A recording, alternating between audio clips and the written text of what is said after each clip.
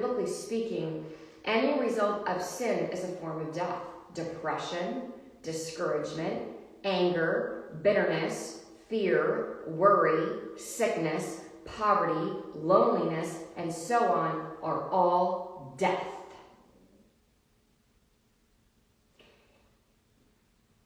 If the enemy can get you to live in a mental prison where you are not fully living and you have no energy to do anything and you are walking around in a prison in your mind of not feeling good enough, or these people not inviting you to the parties, or they don't include you, and your whole identity is wrapped up in whether the guy you like or the girl you like texts you back, or whether the person, like, if you allow external forces and people to rule your mind, you don't have to be physically dead. You can be mentally dead. You can be spiritually dead.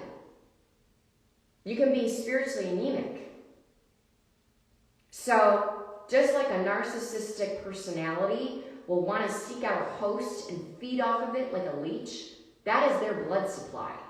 If they can't glob onto you and suck onto you and suck your life, pure blood, right out of your body, if they don't have that host,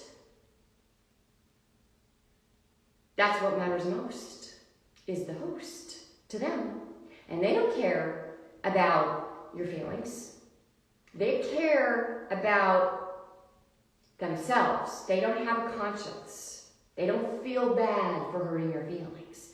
They get off on hurting you, on using you financially, and any other way they can use you. They don't feel bad. I can't wrap my head around this, to be honest with you, these type of people. But it's no joke. They exist. And you might have a couple of them in your life. You are amazing. Oh, you're amazing. Shannon? Shannon sounds like Aladdin. I met Shannon in Hollywood 2 years ago. Great guy. You guys should all follow him.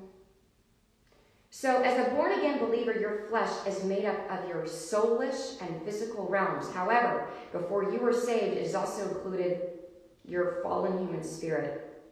My study of the New International Version of the Bible has shown me that it often substitutes the phrase sinful nature for what the King James Version translates flesh.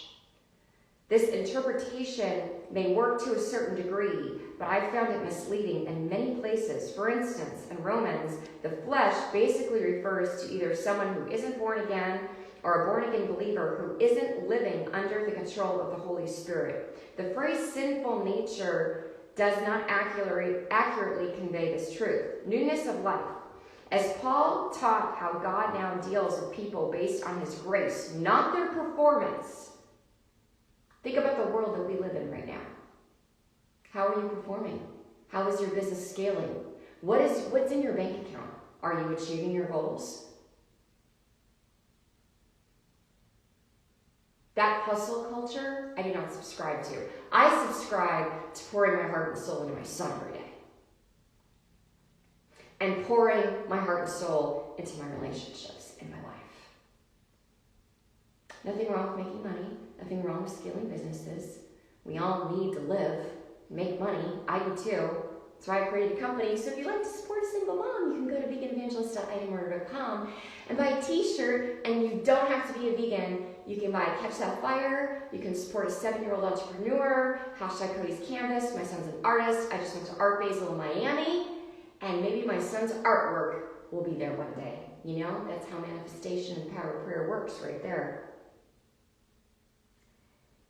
Shall we continue to sin that grace may abound? The answer, of course, is God forbid.